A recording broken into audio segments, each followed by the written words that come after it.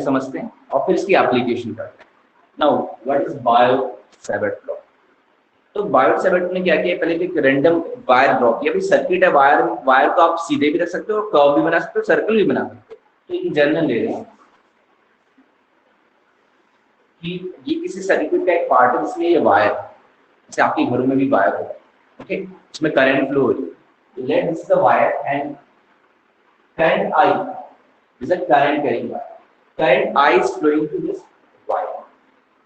Now, we know that in this current carrying wire, due to this current carrying wire, surrounding में क्या है, magnetic field. There is a magnetic field around this current carrying wire.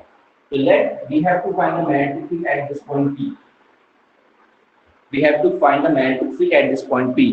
ठीक है? तो Biot-Savart ने क्या किया, इस पूरे वायर पे से कुछ मैग्नेटिक फील्ड होगी, बट उन्होंने कहा कि मैं स्मॉल सेगमेंट की वजह से आपको मैग्नेटिक फील्ड का फॉर्मूला दे रहा हूँ, बाकी आप इंटीग्रेशन की हेल्प से, कैलकुलस की हेल्प से आप पूरे वायर के ऐसे मैग्नेटिक फील्ड फाइंड कर सकते हैं। तो now what is Biot Savart law?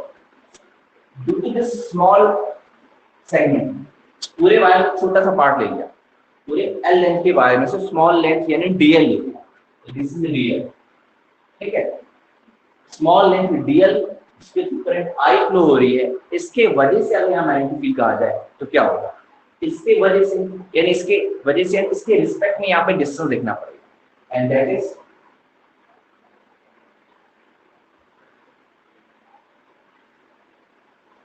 यानी हमने डीएल को अगर रेफरेंस पॉइंट माना तो इसको अगर वो पॉइंट कह दें, क्योंकि रेफरेंस को ओरिजिन मानते हुए, तो उसके रिस्पेक्ट में जो पी पॉइंट है जहाँ पे मैग्नेटिक फील्ड फाइंड करनी है, उसका पोजीशन वेक्टर अगर वेक्टर फॉर्म में कहा जाए तो वो आर वेक्टर होगा। एंड डिस्टेंस क्या है डीएल से पी का, आर है, बट पोजीशन वेक्टर के फॉर्म में कहा जाए तो it is R vector. Now this R vector, and क्योंकि current is not vector quantity, but current के साथ अगर लेंथ आ जाए तो उसको करंट एलिमेंट वेक्टर कहते हैं। This is small element DL, and जब करंट के साथ उसको रिप्रेजेंट करेंगे तो आई डीएल वेक्टर हो जाता है, ये डीएल वेक्टर हो जाता है और ये आर वेक्टर हो जाता है। ओके, क्लियर सबको कि it is DL vector and it is R vector? Yes sir. Now two vectors के बीच में एंगल होता है, जैसे कि आपने क्लास 11th में स्टडी किया, यहाँ पर the angle is theta, this is theta angle between the DL vector and R vector. Clear? Yes sir. Now अगर पी पॉइंट आपका मूव करेगा ऐसे करके तो आप देख सकते हो थीटा चेंज होगा।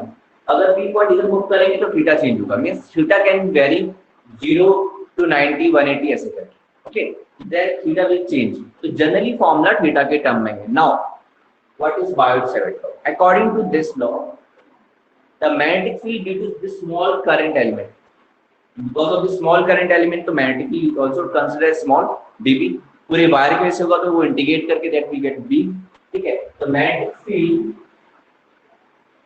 The magnetic field due to this small current element DL is dB, and this magnetic field is directly proportional to the current or inversely proportional current। इतना तो आइडिया होगा डायरेक्टली। वेरी गुड, ठीक है। This magnetic field dB is directly to current I, first one। second, it is directly proportional to the current element length dl, क्योंकि हमें पता है कि आई डी के साथ जब डीएल आएगा तो आई वेक्टर लिखेंगे, तो करंट के डायगोनल प्रोपोर्शन, लेंथ के diagonal proportion, and third one inversely proportional to what, distance between them, ठीक है, and it is R square, inversely proportional R square. ये इन्होंने एक्सपेरिमेंटली स्टडी करके ये फॉर्मूला दिया, DB is inversely proportional to R square and fourth one sin angle। आप यहाँ पे थीटा लिखे, जो थीटा है that is the angle between the dl vector and r vector, and dB is diagonal to sin theta, ठीक है। now इन four को combine करते हैं and what we get dB proportional to I dl sin theta upon r square, so we get dB proportional to I dl sin theta upon r square। now When this proportionality sign is removed, we get the constant of proportionality, and it is dB is equal to mu naught upon 4 pi, and it is for the vacuum. जैसे कि आपको याद होगा Coulomb's law में F proportional to Q1 Q2 n inverse equal to R square, यानी Q1 Q2 upon R square. Then वहाँ proportionality sign हटा, then we get the constant electricity constant, that is 1 upon 4 pi epsilon naught. वहाँ 1 upon 4 pi epsilon naught था, देखो यहाँ पर, यहाँ भी 1 upon 4 pi है, but here is not epsilon naught, here is the mu naught. So dB is equal to mu naught upon 4 pi IDL sin theta upon R square.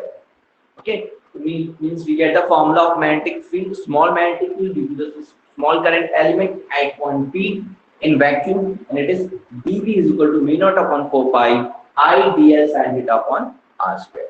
That is the formula according to Biot-Savart law. Clear?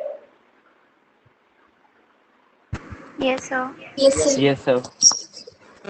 So now next, जैसे कि हमने 1 upon 4 pi epsilon naught पढ़ा, what is the value of 1 upon 4 pi epsilon naught?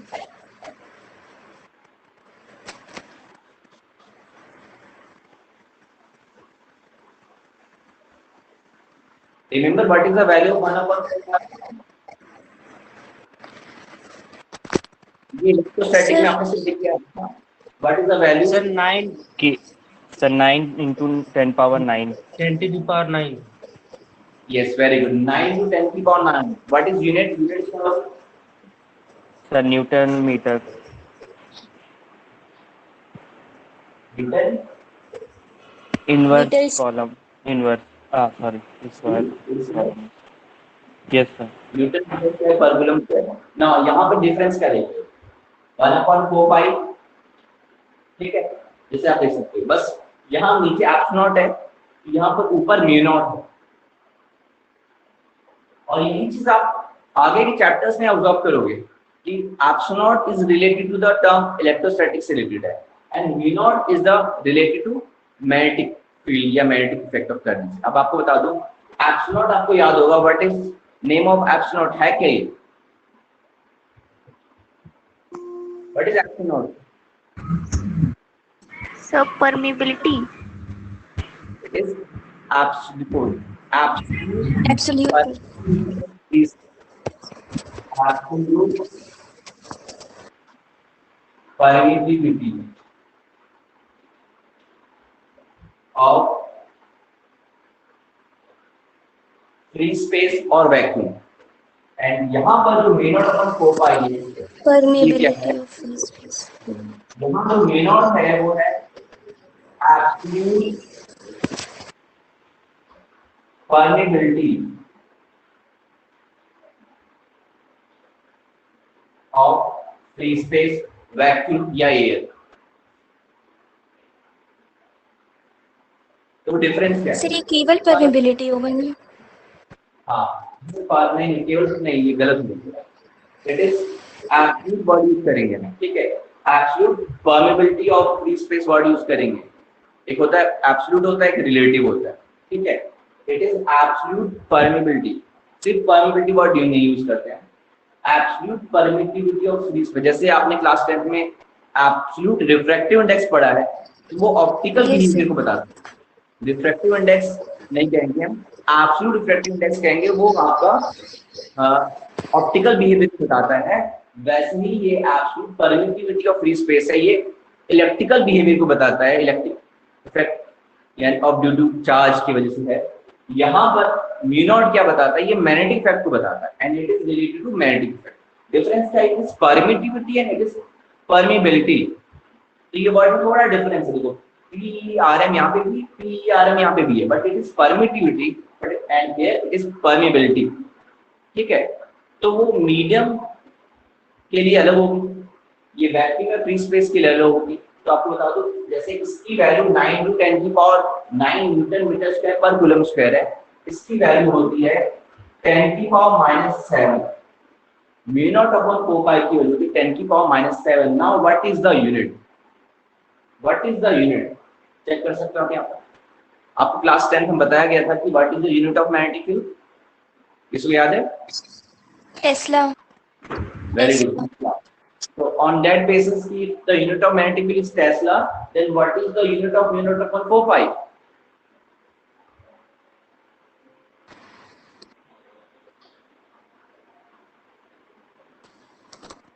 Tesla meter per Tesla meter square या metre, हाँ yes metre पर ampere, ठीक है।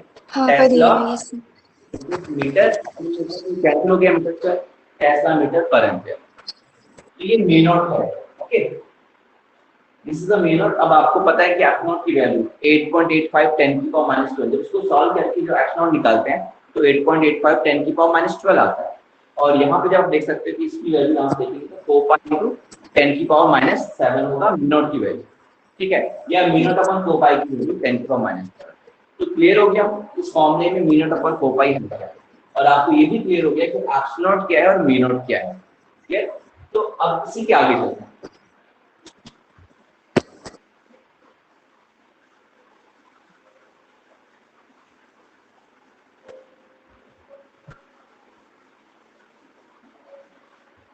Now relate करते हैं इन टू टर्म्स में, what is the relation between, अगर आपसे सीबीएसई में क्वेश्चन पूछा जाए what is the relation between v naught and epsilon naught, and 1 marks का क्वेश्चन हो, तो then what is the answer कि what is the relation between epsilon naught and v naught, वो समझते हैं कि क्या रिलेशन होगा।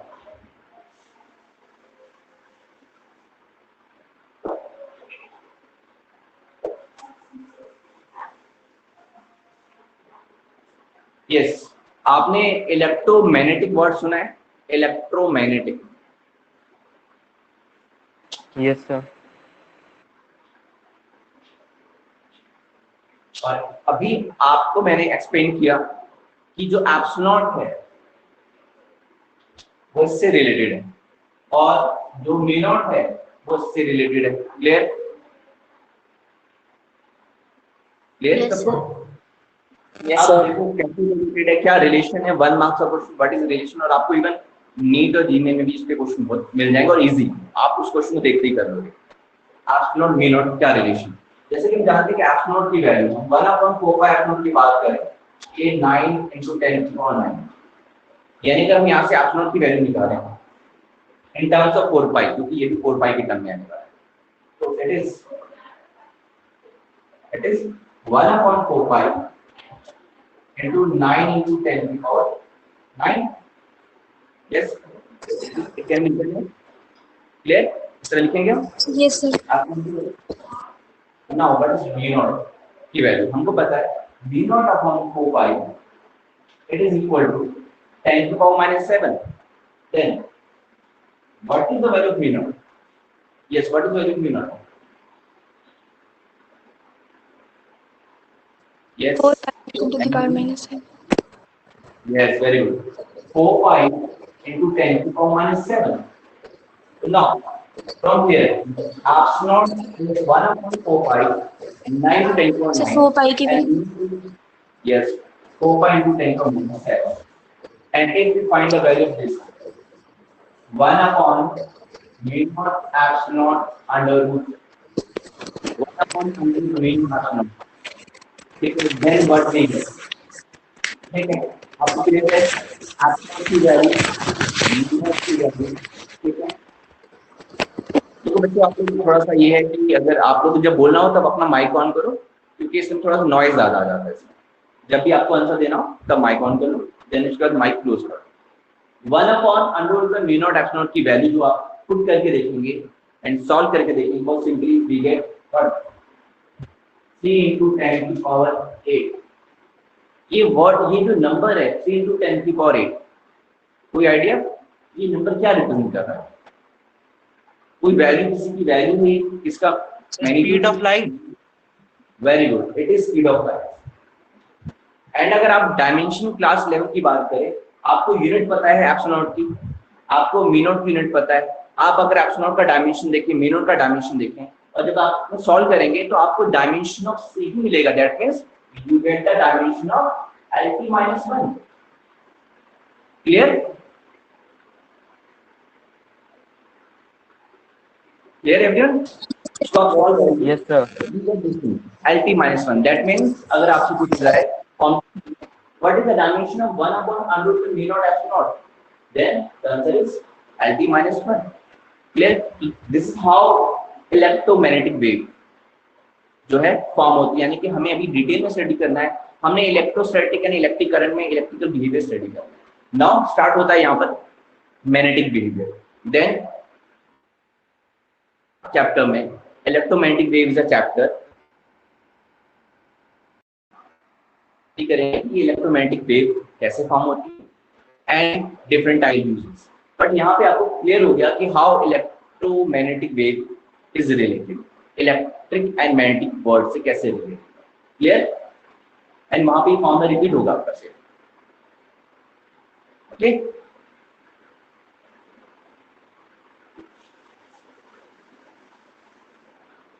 तो नाउ नेक्स्ट ये हमारा बायोट सेवर तो हमने स्टडी कर लिया और जहां से हमें काफी आइडिया मिल चुका है कि व्हाट इज इलेक्ट्रोमैग्नेटिक, ये वर्ड है क्या एंड क्या रिलेशन है. तो what is relation between mu naught and epsilon naught? Then you can write the answer. C is equal to, the relation is C is equal to 1 upon mu naught upon epsilon naught. Okay, this is the relation.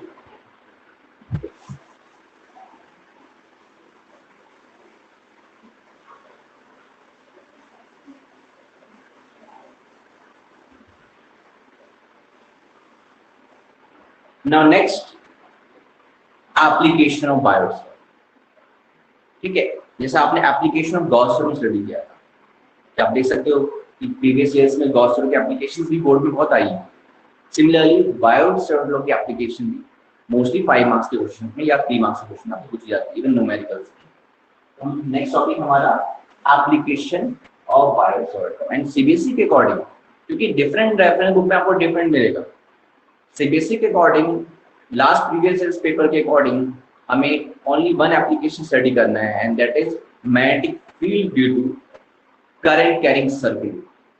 Only one application, magnetic field due to current carrying circuit CBSE के according है application of Biot Savart.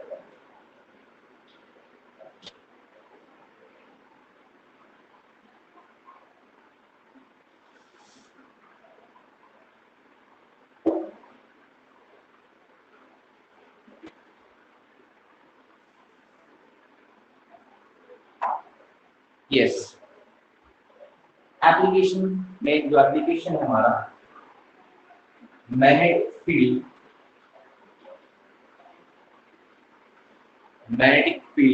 Due to current carrying circuit.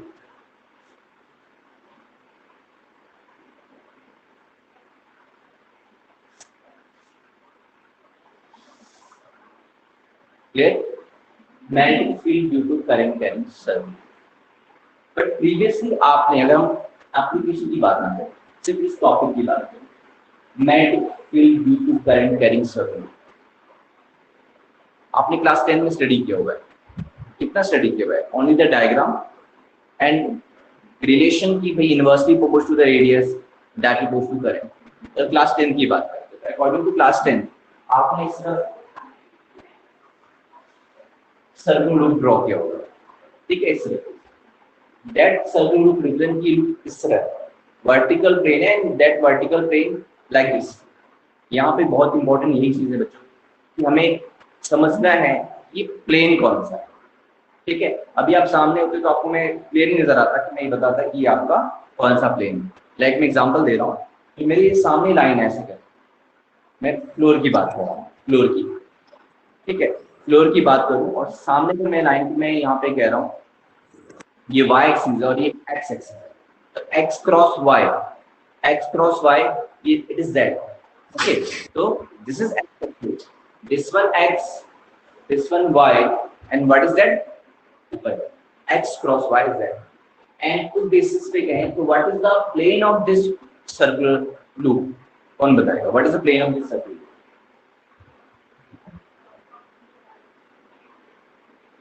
कौन से plane? It is x Z, X, Z plane. This is the vertical. It is XZ plane. Then इस circular loop का जो area vector होगा, what is the direction of area? Any idea? If it is XZ plane, okay, what is the direction of area vector?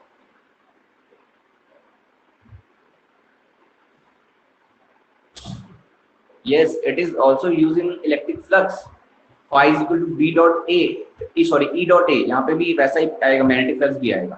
तो उसके लिए आपको पता होना चाहिए कि एरिया वेक्टर क्या होता है. एरिया वेक्टर उस प्लेन के परपेंडिकुलर होता है. एंड मैंने अभी आपको क्या बताया? X, ये Z, it is XZ plane. Then the area vector is along this, perpendicular to this plane, and it is Y. Y axis होता है. तो आपको इस सर्कुलर लूप की वजह से मैग्नेटिक फील्ड फाइंड करना है. सर्कुलर लूप की वजह से मैग्नेटिक फील्ड फाइंड करेंगे. बट इससे पहले आपने क्लास 10 में प्रीवियसली स्टडी किया है. What is the magnetic field line pattern due to the circular loop? Sir X Z plane नहीं समझा. Yes sir X Z plane नहीं समझ आया. बस बिकॉज ये कैमरा है तो आपको दिक्कत होगी यहाँ पर, है ना. ये जो क्योंकि मैं जो कह रहा हूँ आपको उल्टा नजर आ रहा होगा. ये आपका दिस इज एक्स एक्सिस, ठीक है. This is X axis, this is Y axis. पूरा mind axis, this is Y. Arm rule X cross Y, हम ऊपर, it is Z axis. Z तो ये हो गया ना, दिस वन. एक्स एक्सिस आपकी टूवर्ड्स, वाई एक्सिस ये ऐसे प्लेन में ऐसे करके, एंड ये आपका जेड एक्सिस. तो सर्कुलर लूप ऐसे इस तरह. कौन ये सी सर समझिए. X Z axis. Z, x Z पे सर्कुलर लूप है, और ये वाई एक्सिस उस सर्कुलर लूप प्लेन के परपेंडिकुलर में एरिया वेक्टर जो है वो अलोंग ज़ेड होगा. ठीक है. यस, बेसिकली इस चैप्टर में, इस चैप्टर को हम लोग सामने ही समझ आते हैं. वीडियो से इतना इजी नहीं होता. इवन सामने में भी आपको बहुत इमेजिनेशन करना है. खासकर ये चैप्टर, उसके बाद के जो चैप्टर्स, ये 2-3 चैप्टर्स के बाद वाले, उनमें इमेजिनेशन है. और बच्चे की मैक्सिमम बच्चे फुल मार्क्स तो लाते हैं, कहीं कहीं 99 एक फुल मार्क्स कट जाते हैं, वो इसी चैप्टर में करते हैं. और इसी में करते हैं कि हमें प्लेन नहीं पता होता, हम इमेजिन नहीं कर पाते. तो ये दिस इज, ये आपका डायग्राम के अकॉर्डिंग मैं कहूँ तो इट इज XZ प्लेन. अब यहाँ पर अगर मैग्नेटिक लाइंस पैटर्न ड्रॉ करना हो तो वो कैसे ड्रॉ करेंगे? सेंटर, ये मैग्नेटिक लाइंस ऐसे ड्रॉ करेंगे. सेंटर वाली आपको पता है स्ट्रेट होगी, आपको क्लास 10 में स्टडी किया है, स्ट्रेट होती है. क्योंकि यहाँ पर ये स्टेटस के ऊपर क्या होगा? ऐसे सर.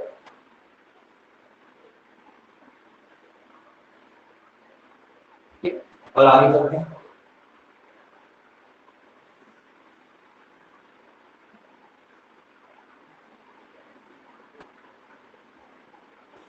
यहाँ पे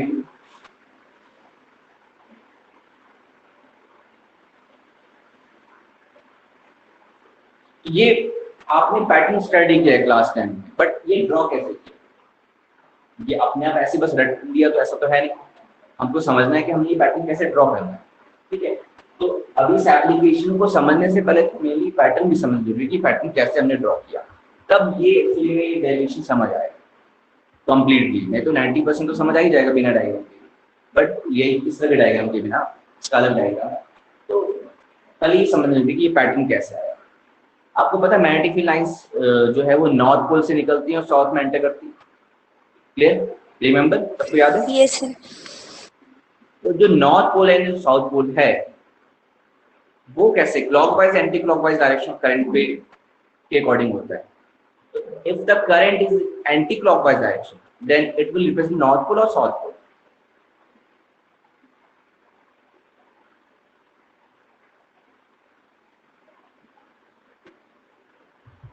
यस. तो ये सब आपको क्लास 10 में स्टडी करना है, रिवाइज करना पड़ेगा. तो आपको बता दूं जो आपका एंटी क्लॉकवाइज है that represent the north pole and जो क्लॉकवाइज है that represent the south pole. इस बेसिस पे ये जो आप प्लेन देख रहे हैं अभी इसको देखने का ही नजरिया, हम हर चीज को अलग तरीके से देख सकते हैं, सबका वे अलग हो सकता है, बट फिजिक्स में वे एक ही होना चाहिए मार्क्स, क्योंकि आपके आंसर उसी वे में होता है। आपको ये जो लूप नजर आ रहा है वो लूप किस तरह नजर आ रहा है बता दो। ये लूप जो होता है इस तरीके से हम लिखना स्टार्ट कर रहे हैं और यहाँ पॉजिटिव है, यहाँ इस साइड से आपको लिखना है, इस साइड से आपको लिख रहा है ये लूप ऐसे मेरे साइड पे ध्यान रखना है, इस साइड से ध्यान रखना ऐसे है, और अगर ये लाइंस निकल रही है इस साइड वाले इस साइड के रिस्पेक्ट में, यानी अगर कोई पॉइंट इधर होगा इस साइड के रिस्पेक्ट, ये जो लूप है उसमें जो करंट की डायरेक्शन होगी वो एंटी क्लॉकवाइज होगी, क्योंकि एंटी क्लॉकवाइज से नॉर्थ पोल होता है, नॉर्थ पोल से लाइंस निकलती है। तो अगर इधर से एंटी क्लॉकवाइज है then what is the direction from this side, it is clockwise. अब देखो मैं कह रहा हूँ ये एंटी क्लॉकवाइज, आपको क्या नजर आ रहा है अगर आप सामने बैठे होते, ये एंटी क्लॉकवाइज मेरे लिए, बट आपकी तरफ क्या है क्लॉकवाइज। ये चीज समझना है कि from that side it is anti clockwise यानी north pole, and from here it is clockwise, and that means ये सर्कल लूप टू पोल्स बना रहे हैं, north pole from here, south pole from here. तो मैग्नेटिक में आपको पता है मैग्नेटिक में टू पोल्स होते ही हैं, मोनोपोल तो होता नहीं है, यहाँ से नॉर्थ पोल है यहाँ से साउथ पोल। तो अब इसको समझना है आपको, क्लास 10 की वीडियोस भी हैं मेरे, इसमें आप समझ साइड से कर रहे हैं। यस क्लास 10 की यस हाँ मैं शेयर करूंगा, ठीक है सर ऑब्जर्व किस साइड से करना है? ऑब्जर्व इस साइड से करना है, इस साइड से, ठीक है मेन इसी साइड से। और मैं आपको बार बार ही बताता हूँ कि यही मिस्टेक होती है, ठीक है ओके। तो आज की क्लास यहाँ ओवर करते हैं, नेक्स्ट क्लास में भी क्योंकि बहुत बड़ा टॉपिक है, मे बी नेक्स्ट क्लास में भी ये डेरिवेशन ना कंप्लीट हो क्योंकि इसमें डिफरेंट पार्ट्स, ठीक है। तो उससे पहले ये चीज समझना जरूरी है, तब ये आपको थोड़ा और इजी लगेगा। तो नेक्स्ट क्लास के लिए हम रेडी रहना आप लोग, परसों उसमें आपको मैं 10th क्लास की वीडियोस भी मैं शेयर कर दूंगा इसी पे ही 30 मिनट में, ठीक है ओके क्लास। अभी नेक्स्ट अभी क्लोज करने से पहले आपको पता है कमिंग एंड इस तरह हैंड्स को रब करना है, आपको इस तरह आइस पे लगाना है। सर इसमें दोनों साइड वायर को देखेंगे। अब मैं अब नेक्स्ट क्लास में बताऊंगा, देखो किसी चीजें बताने लगूंगा तो टाइम लग जाएगा, नेक्स्ट क्लास में आपको मैं बताऊंगा, ठीक है। पामिंग करना है आपको, और फिर वाटर जो कि ह्यूमिड वेदर है इस समय बहुत ज्यादा जरूरत है आपकी बॉडी को वाटर का, ठीक है, ताकि बैलेंस रहे आपकी चीजें बॉडी के अंदर, ठीक है। And ready for the next class, okay thank you. Thank you sir. Thank you, sir. Thank you sir.